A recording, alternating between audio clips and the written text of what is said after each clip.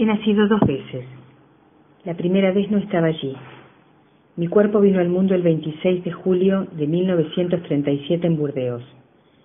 Me lo han contado, y estoy obligado a creerlo ya que no guardo ningún recuerdo. Mi segundo nacimiento está grabado en mi memoria. Una noche fui arrestado por unos hombres armados que rodeaban mi cama. Venían a buscarme para matarme. Mi historia nace aquella noche. Del libro Sálvate, la vida te espera, del Dr. Boris Cyrulnik.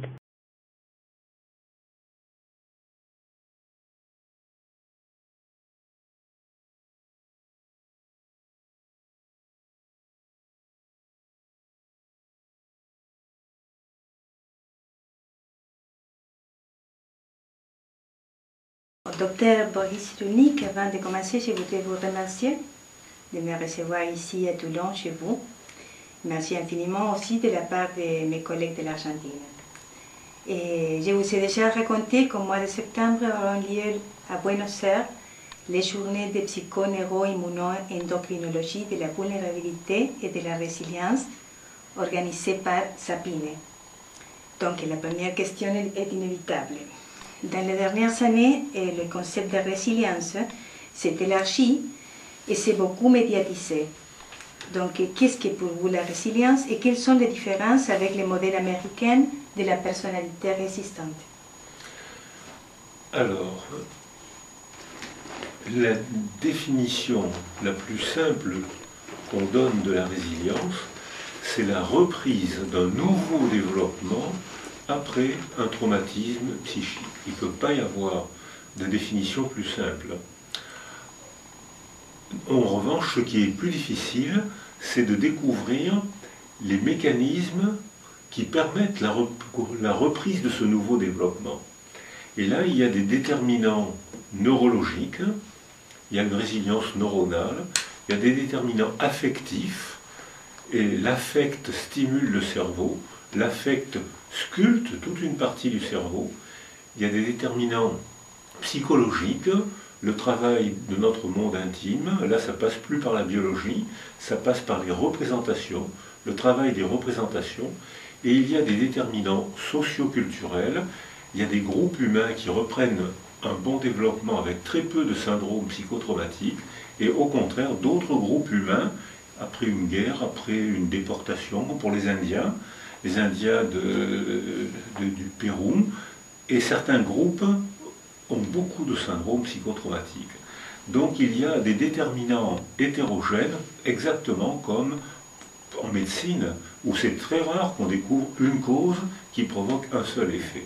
C'est une convergence de causes, d'où la nécessité d'associer des chercheurs, biologistes, psychologues, anthropologues, sociologues, écrivains, artistes, pour que les gens travaillent ensemble pour comprendre ce qui permet de reprendre un nouveau développement.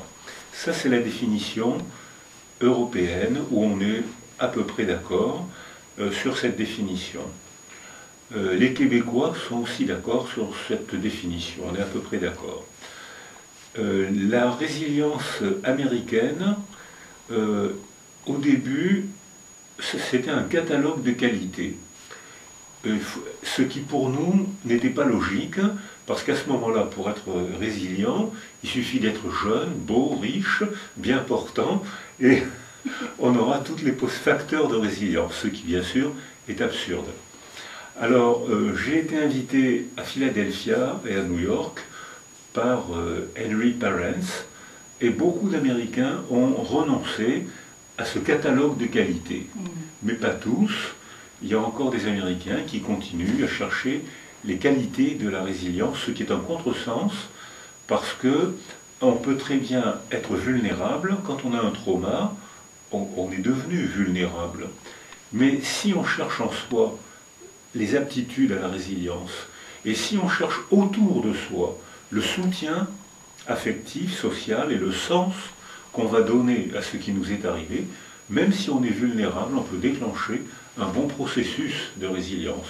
Donc pour nous, la résilience, c'est un processus biologique, affectif, socio-culturel. Ça n'est sûrement pas un catalogue de qualités.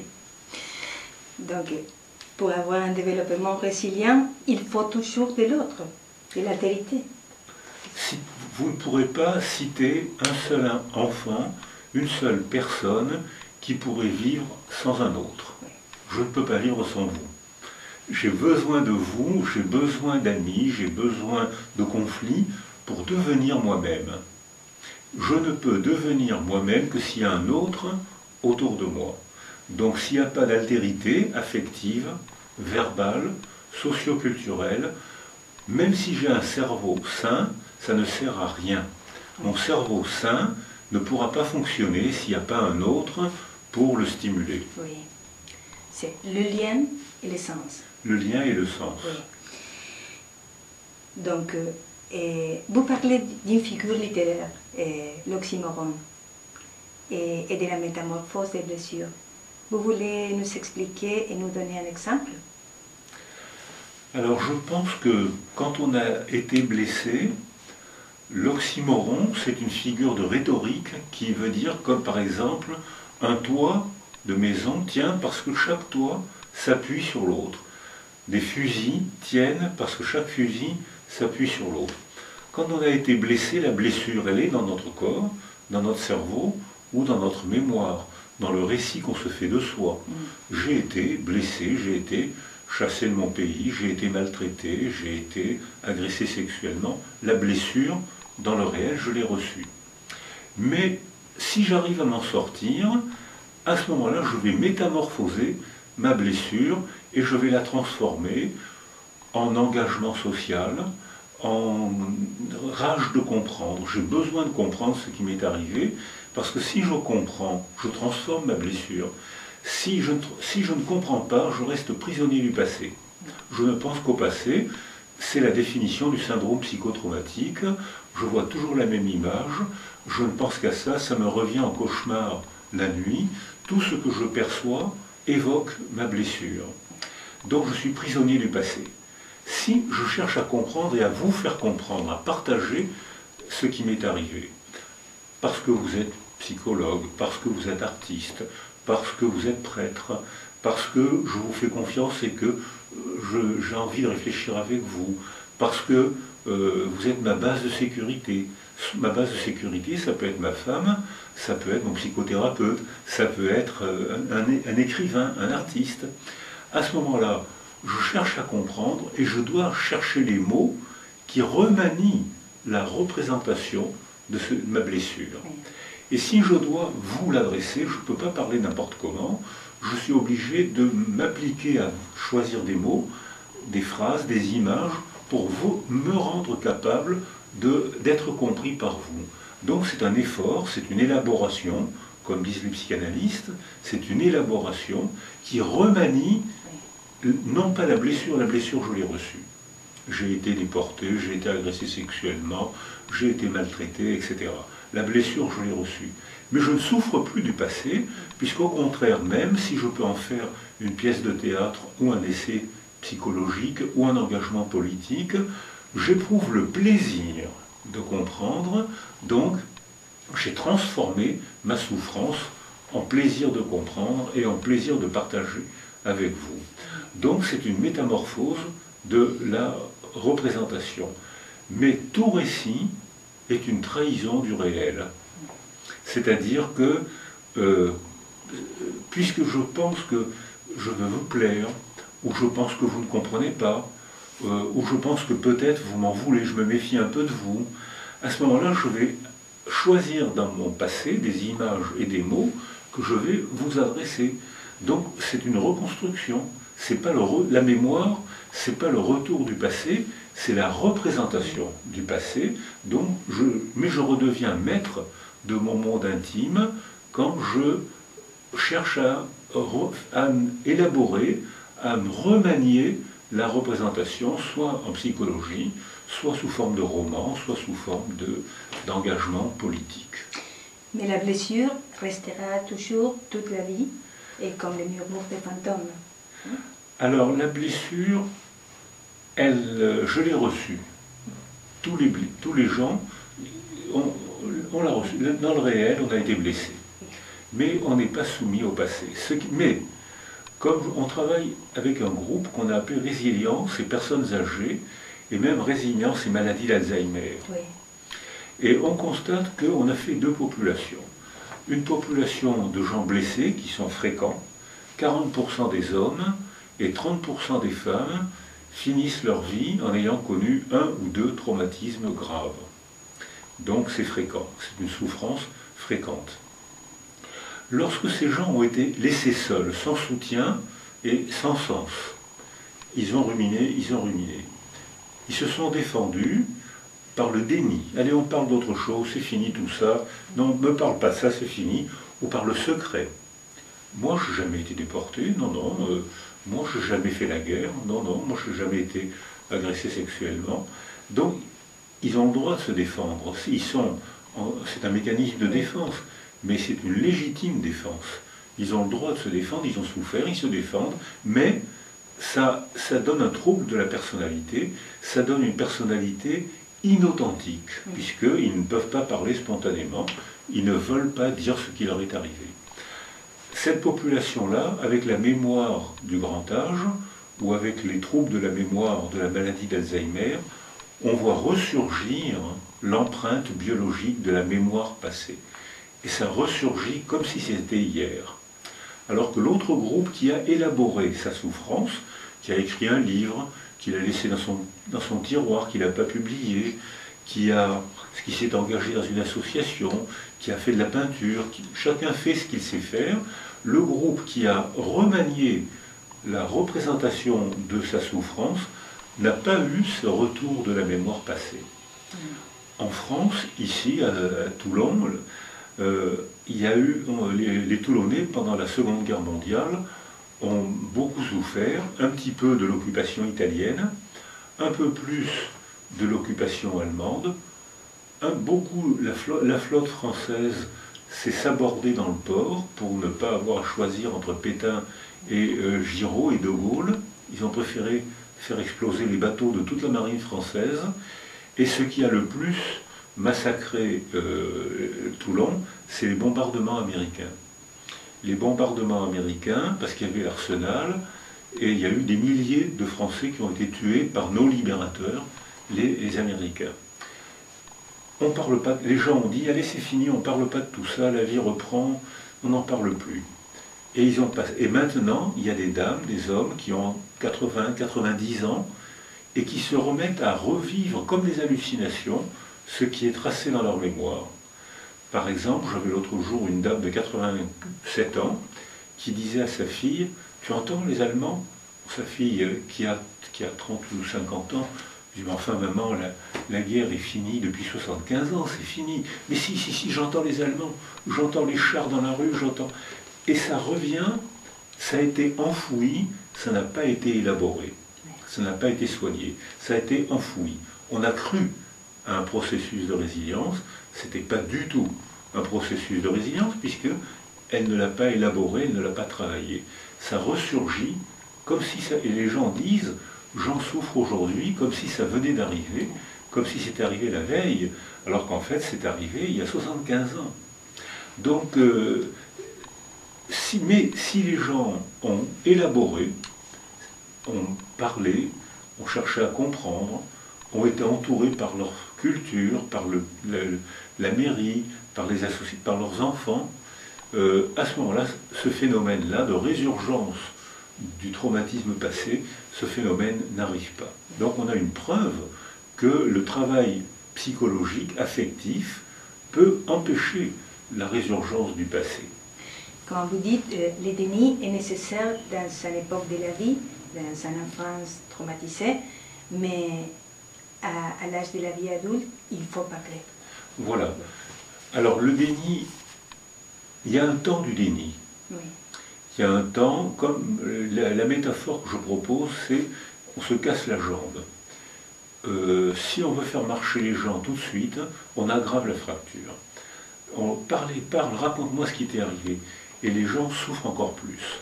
Et on sait maintenant que dans les guerres, il y a énormément de guerres aujourd'hui sur la planète, énormément.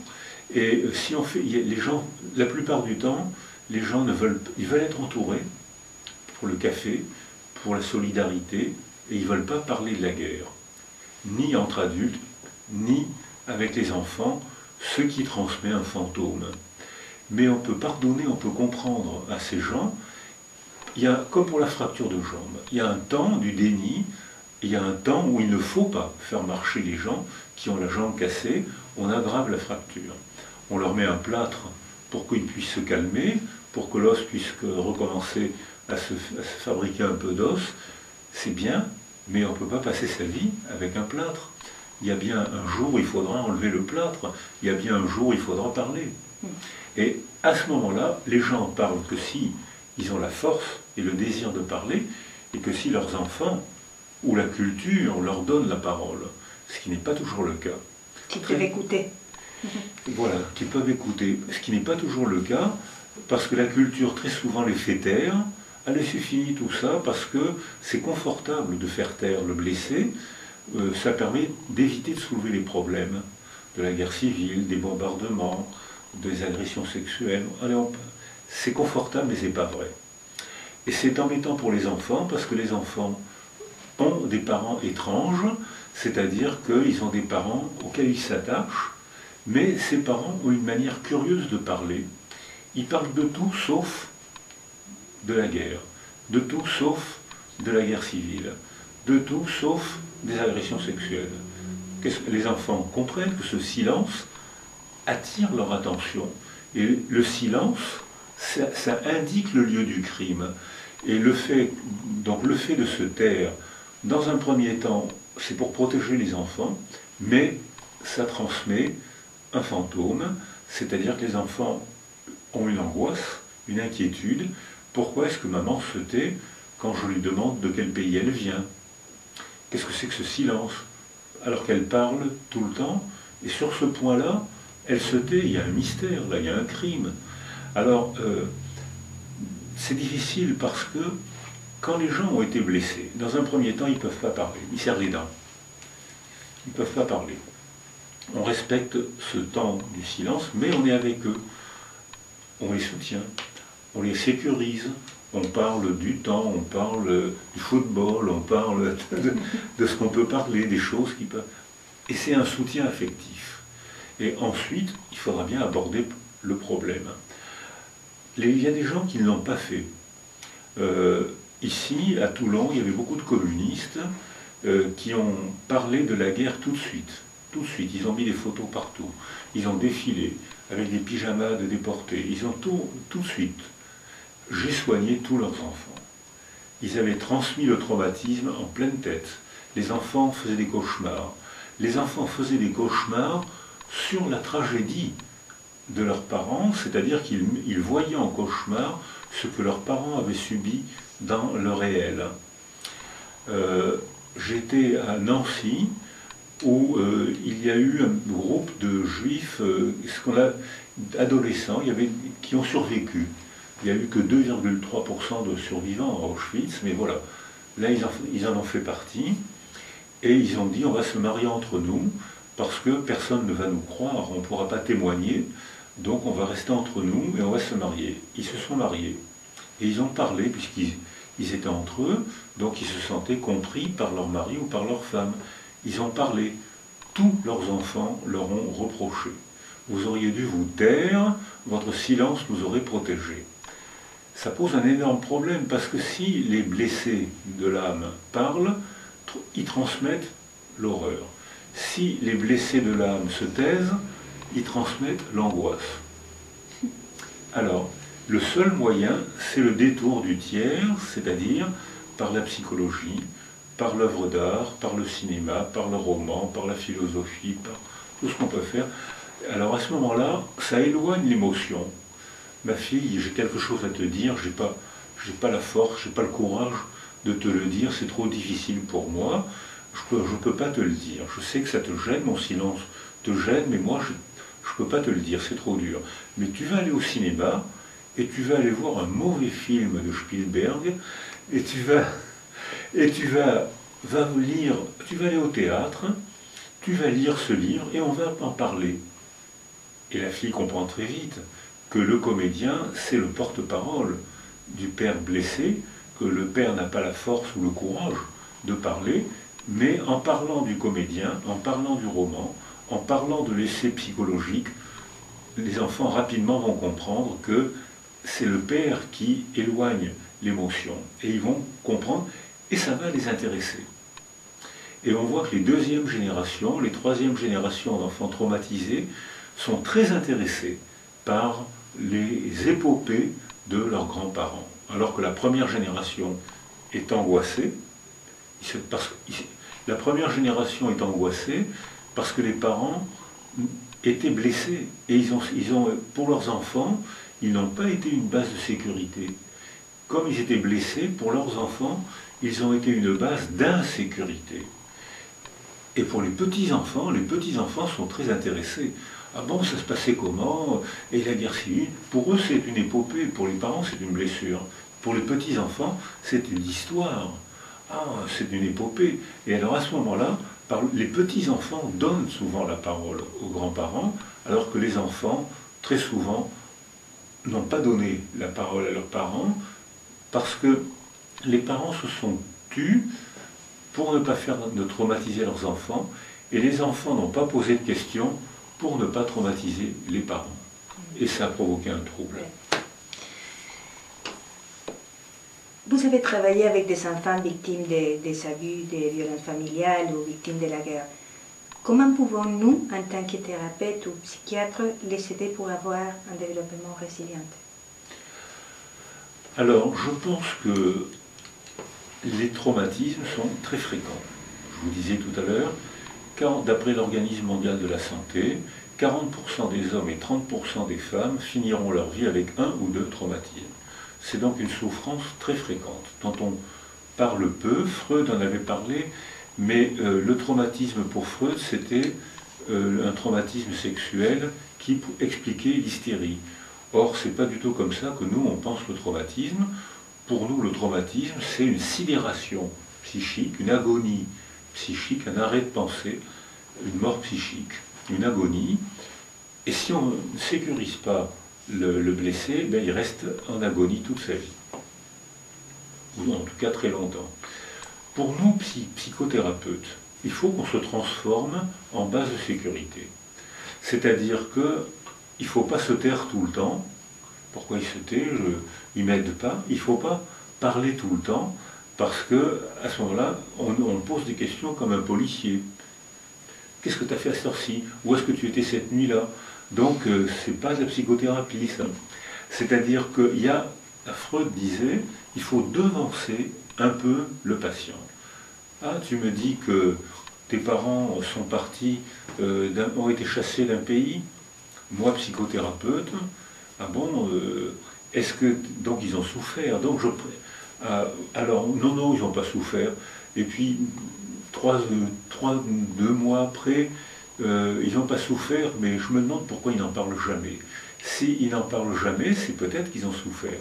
Et à ce moment-là, on déclenche un processus de psychothérapie, de réflexion, et le psychothérapeute se transforme en base de sécurité, donc il faut que le patient se sente en confiance. D'entretien en entretien, le psychothérapeute déclenche un processus de familiarité. Et notre tranquillisant naturel, ce n'est pas les médicaments. Notre tranquillisant naturel, c'est quelqu'un en qui je fais confiance et avec qui je peux parler et réfléchir. Ça, c'est le tranquillisant naturel de la condition humaine. Les médicaments, parfois, ça peut être momentanément utile, mais si ça fait taire les gens, c'est néfaste. Alors que le vrai tranquillisant, c'est la sécurité. Toi, mon psychothérapeute, beaucoup de mes amis qui ont fait une psychothérapie me disaient qu'ils se sentaient mieux avant d'aller à la séance de psychothérapie. C'est-à-dire qu'ils se sentaient mieux, elle va comprendre. Je ne comprends pas, j'ai des angoisses, je ne me sens pas bien, elle va comprendre. Parce que ma psychothérapeute, c'est beaucoup de femmes, hein, ma psychothérapeute, elle s'est transformée en base de sécurité. Parce que je la vois régulièrement, je me sens bien avec elle, je me sens en sécurité avec elle, je sais qu'elle ne va pas me trahir, donc elle, petit à petit, elle prend une fonction apaisante. C'est le tuteur de résilience. Alors il y a 2 tuteurs de résilience. Il y a le tuteur de résilience explicite, le médecin, la psychologue, l'assistante sociale, l'éducateur, celui qui se donne pour métier d'aider ceux qui souffrent et qui aimerait, qui se propose en tuteur de résilience explicite. Ça marche souvent, mais pas toujours. Beaucoup de blessés, beaucoup de traumatisés refusent un éducateur ou un psychologue. Hein, très souvent, ils refusent de parler, ils refusent d'aller le voir parce qu'ils ne se sentent pas en confiance.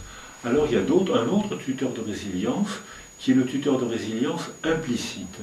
C'est-à-dire, c'est l'enfant, le blessé, qui dit « Tiens, je ne sais pas pourquoi, mais quand elle est là, je me sens rassuré, j'ai moins d'angoisse quand elle est là. » C'est l'enfant qui dit « J'entends cette dame, j'ai perdu maman, je suis tout seul au monde, mais cette dame vient, et quand elle est là, je me sens un peu mieux. » C'est-à-dire que très souvent, le tuteur de résilience implicite ne sait pas à quel point il sécurise l'enfant ou à quel point il sécurise le blessé. C'est l'enfant qui le sent, parce que c'est l'enfant ou le blessé qui lui a donné ce pouvoir.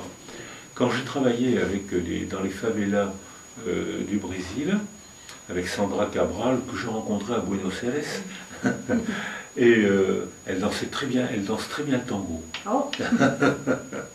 Elle est professeure à Rio maintenant, j'ai dirigé sa thèse, et on s'est rencontrés à Buenos Aires, et on se voit régulièrement en France et au Brésil. Et je l'ai accompagnée dans les favelas de São Paulo, de Rio et de Fortaleza. Et qui sont les tuteurs de résilience? Ça ne peut pas être un psychanalyste, ça ne peut pas être un médecin qui va donner des médicaments. C'est un guitariste, un danseur et bien sûr un footballeur. Vous connaissez un petit garçon capable de résister à un footballeur, vous? Non. Moi, j'en connais pas. Non. Vous connaissez une fille capable de résister à un guitariste? Moi, j'en connais pas. C'est-à-dire que ils viennent, je les ai accompagnés. Le danseur est un grand danseur, et j'ai été étonné par son autorité. Et les enfants, les garçons, qui étaient des voyous, bagarreurs, quand on leur envoyait la police, leur fierté, c'était d'affronter la police. Donc ça a accéléré le processus de désocialisation. J'accompagne le danseur, et le danseur dit on va organiser un spectacle, tous les enfants du quartier arrivent, le guitariste se met à la guitare. J'ai été étonné par l'autorité du danseur, et ces petits voyous acceptaient cette autorité, parce que cette autorité avait un sens. On va organiser une fête, et c'est nous, on va être les héros, et Sandra Cabral apprend Jean-Sébastien Bach aux enfants des rues. Et ils apprennent, on leur donne des instruments, ils demandent que ça, ils demandent qu'à apprendre. Et donc voilà des tuteurs de résilience implicites, et les Brésiliens emploient le mot pacification. Ils disent qu'en quelques années, ils ont pacifié 50% des favelas. C'est pas gagné, mais c'est un progrès. Oui, bien sûr. Et est-ce qu'il existe des marqueurs neurobiologiques après une agression psychique et après l'événement traumatique? Vous avez pu les mesurer? Et marqueurs, par exemple, les neurotransmetteurs oui. Alors, ou des atrophies, bien sûr. Oui, alors, il y a la résilience neuronale est très intéressante, parce que, mais ce n'est pas un cerveau coupé du milieu. C'est un cerveau constamment en interaction et sculpté par le milieu et sculpté par les relations.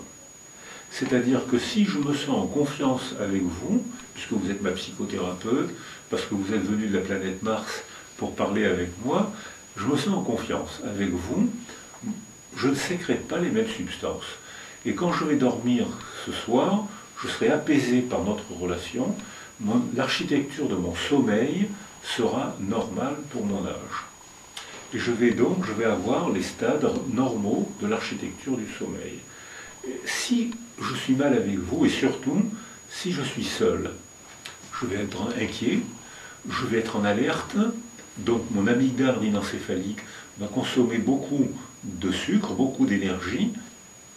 Si j'ai été isolé précocement au cours des premiers mois de ma vie, mes deux lobes préfrontaux sont apparemment atrophiés. Ils ne sont pas vraiment atrophiés, mais l'arborisation des neurones n'est pas parti en connexion avec les autres neurones et on a une impression d'atrophie. Et mes deux lobes préfrontaux, parce que j'ai été isolé au cours des premiers mois de ma vie, avant la parole, mes deux lobes préfrontaux ne freinent plus l'amygdale rhinencéphalique. Et l'amygdale rhinencéphalique, c'est le socle neurologique qui traite les émotions intenses de frayeur. C'est-à-dire qu'une petite information va m'effrayer. Si j'ai été sécurisé au cours des premiers mois de ma vie, mes neurones préfrontaux vont faire une arborisation qui part à la connexion des autres neurones et je n'aurai pas cette pseudo-atrophie préfrontale.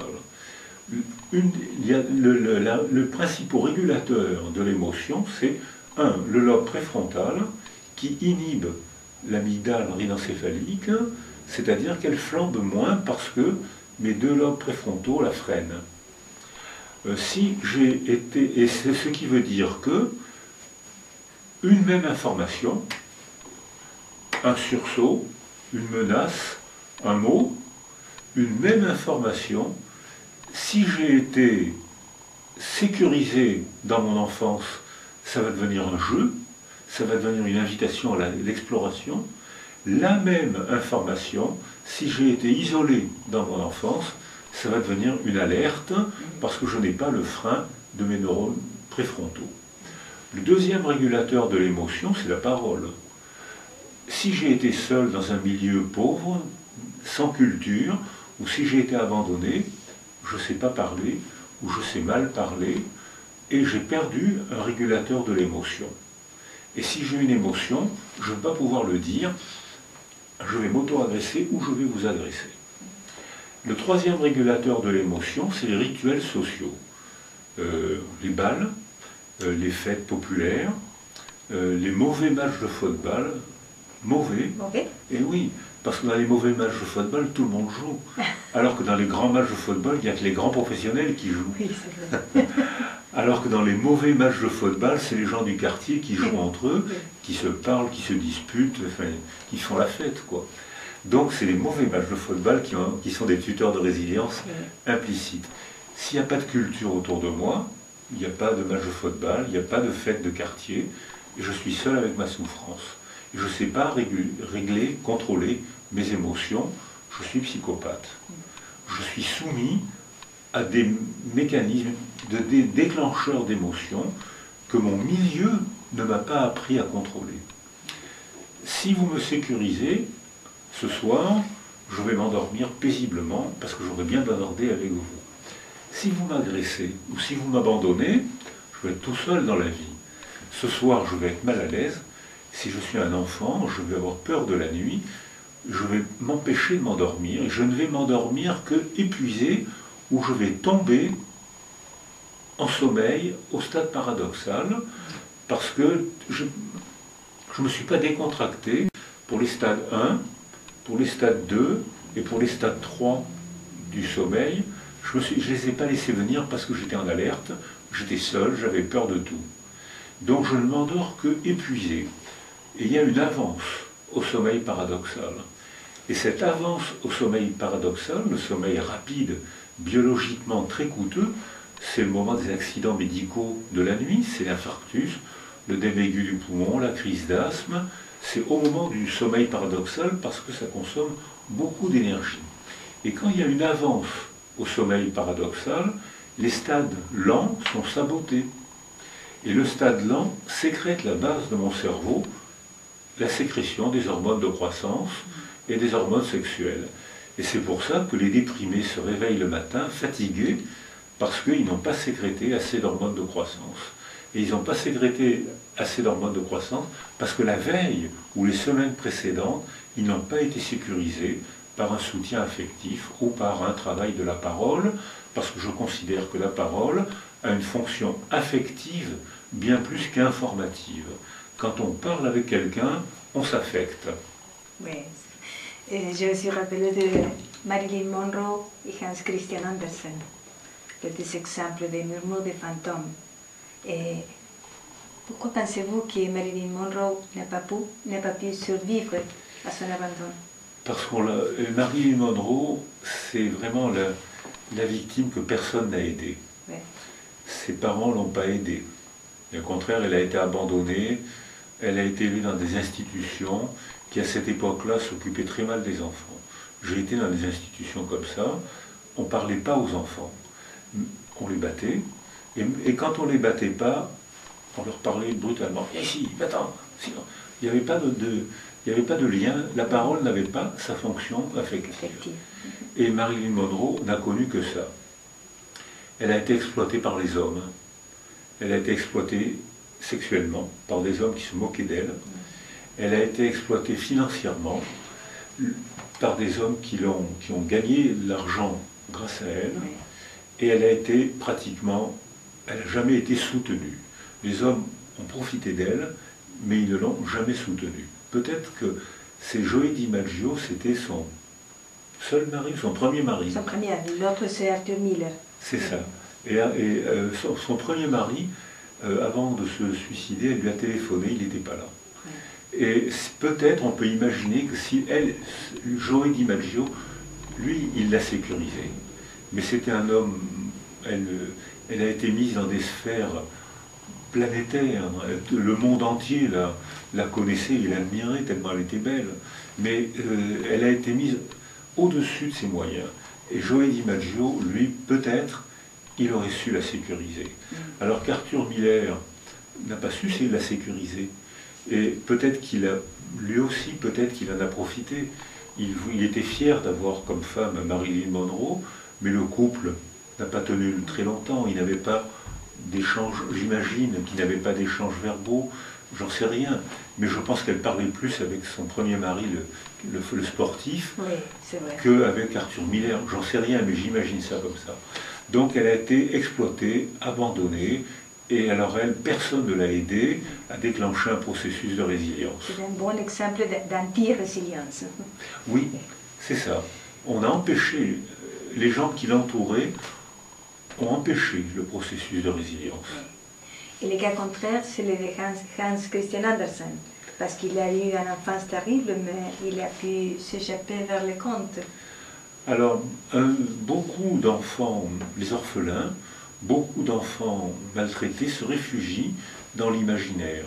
Oui. Freud disait déjà que le refuge dans l'imaginaire est un bon mécanisme de défense. Alors, je travaille avec une association, la Commission centrale de l'enfance, où les enfants qui sont des survivants de la Shoah. En France, on dit la Shoah. Oui. Vous dites l'Holocauste. Non, mais c'est bien la Shoah. Ah bon, moi je préfère dire la Shoah. Parce qu'Holocauste, c'est une connotation de sacrifice. Oui, c'est vrai. Et les Juifs ne voulaient pas être sacrifiés. Oui. Donc moi je dis la Shoah, la persécution des Juifs d'Europe, la catastrophe. Et ces gens-là, presque tous, n'ont pas parlé. Votre serviteur n'a pas parlé après la guerre. Ce qui n'est pas bien.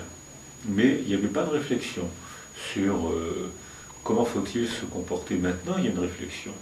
Mais il y avait un refuge dans l'imaginaire que tous les enfants abandonnés manifestent. S'ils ne le manifestent pas, ils préparent le syndrome psychotraumatique.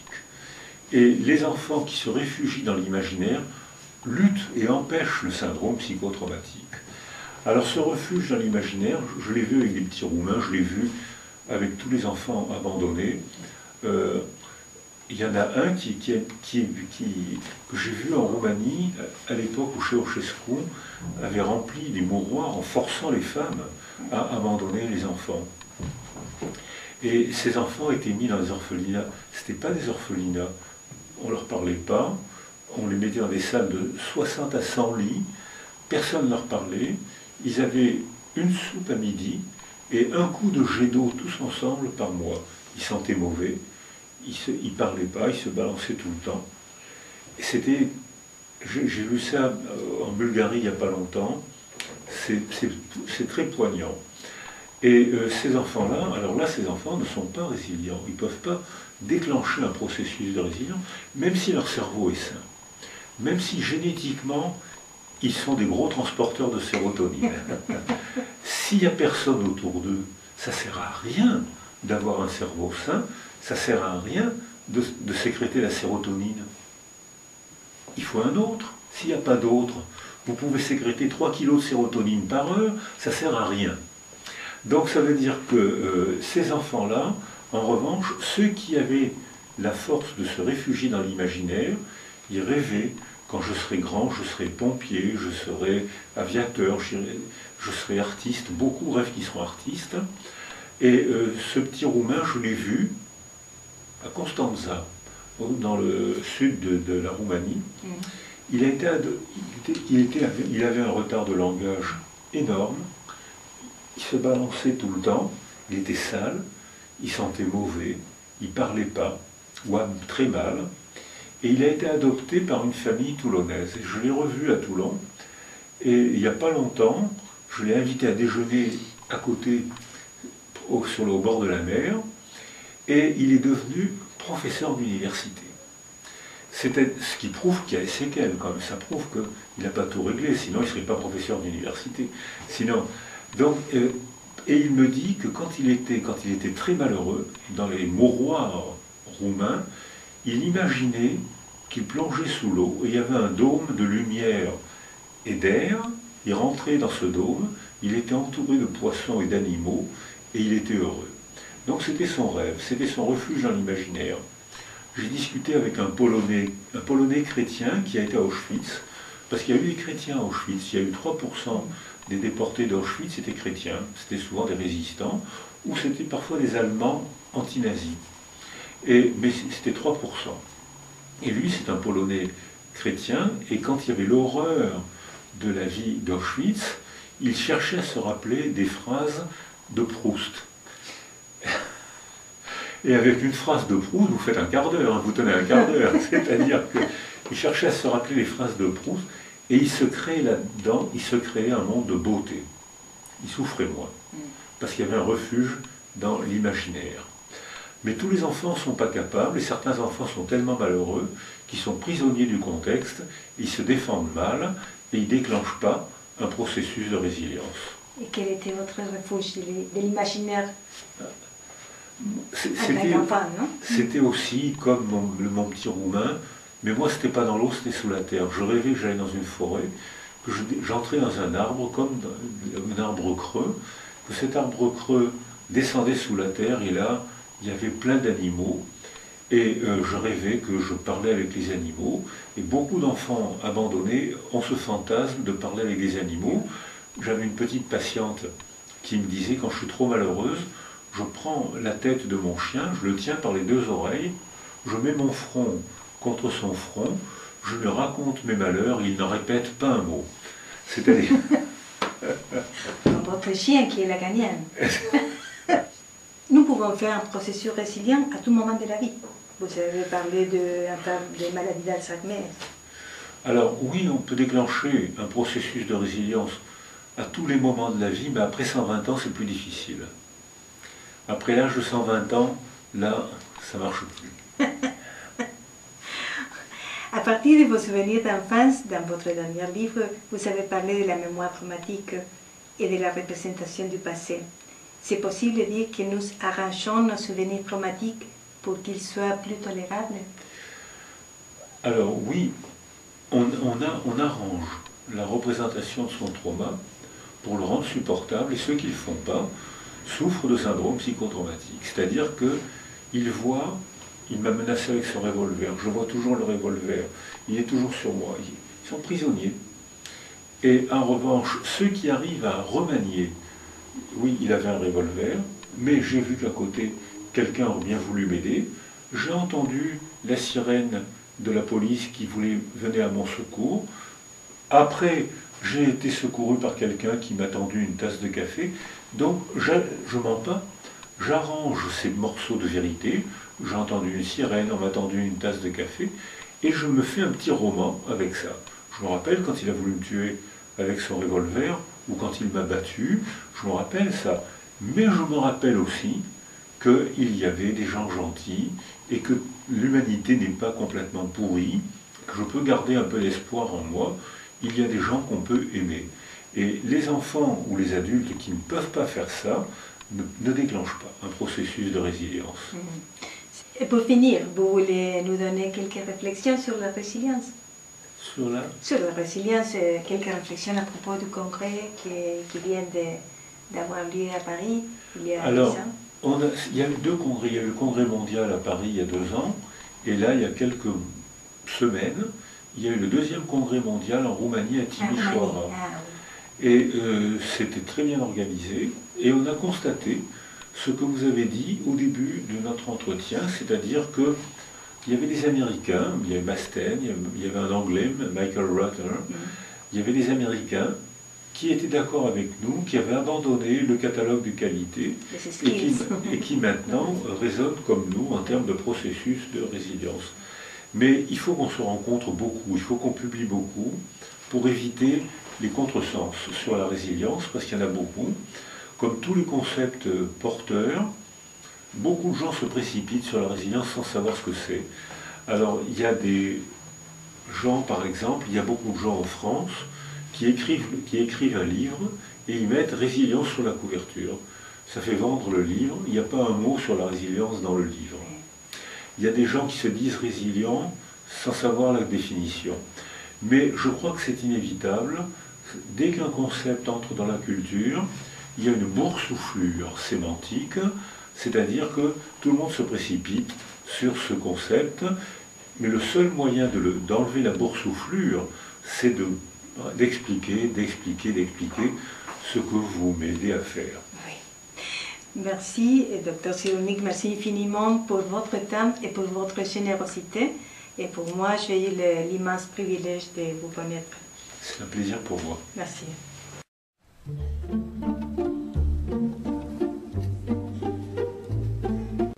Vois sur ton chemin.